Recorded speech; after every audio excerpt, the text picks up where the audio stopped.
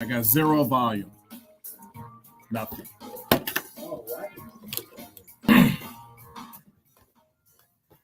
You're listening to Truth in the Afternoon. I'm your host, Dr. Ken Harris, 833-212-1017. So before we begin, I'm going to just tell you right now, we're going to be talking about all the things that have been happening in the Black community in Milwaukee, throughout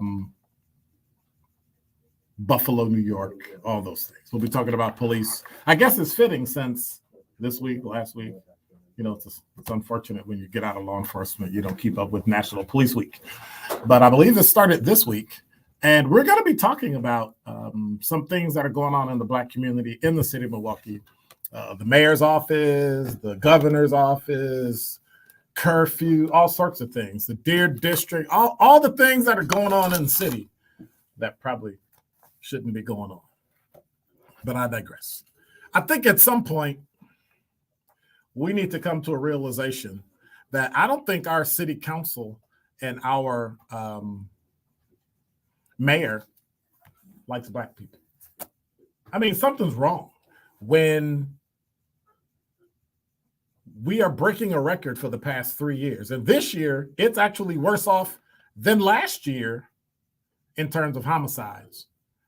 And we hear nothing. No complaining, no nothing. We don't want to make the schools better because MPS, the school board and the teachers union has it on lock. We don't want to make the district smaller so that we can control things. Anybody in public service knows that if you make a district or a police district or a school district smaller, you can have better control over it. Control crime, control grade, all those things. Just like a classroom, make a classroom smaller, you have better grades, you have more one-on-one interaction. But what do? Nothing. We just let it slide because, well, where it's all happening doesn't look like us. But then there's the Deer District, or as it was affectionately called, the Fear District. When all these suburbanite people and all these non-Black people decide to come down to Deer District to root for the Bucks, and something bad happens. Now, all of a sudden, out the blue, we need a curfew. So it took you how long to get a curfew? Like, how long has Cavalier Johnson been an alderman and common council president and now mayor? Now, I can't blame him per se.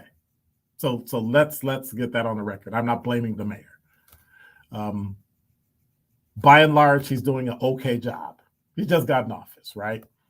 But I guess when you're common council president, you can't do anything. And as an alderman, you can't do anything either because, it's someone else's fault. But yet that's what we keep hearing. It's someone else's fault. You're in the driver's seat now, you and the police chief. Does the police chief know what he's doing? Love Jeff Norman to death. Chief Norman, what are y'all doing? What's your assistant chief of patrol doing? What are the officers on the street doing? They're burned. They're tired. And under Flynn, you never should have got rid of Code Red because now downtown is out of control too. But then I guess it doesn't matter. And I guess the reason it doesn't matter is that today we'll be talking to two a police captain and a retired assistant chief to really talk about how things can actually work. We'll also touch on, unfortunately, the African-American retired officer who was killed in Buffalo because some, and I'm going to say it, knucklehead fool decided that he didn't like Black people, wrote a manifesto and got in his car, drove 200 miles to kill Black people. Where's the national uproar? Oh, that's right, Black people were killed. And so when the police are accused of just possibly doing something wrong, we protest, we burn up stuff, turn over cars. Why aren't we protesting about this fool in Buffalo? Why aren't we protesting about the sheer lack of response from the mayor other than a curfew that really didn't affect anybody because it was under 21 years old? But yet we have it.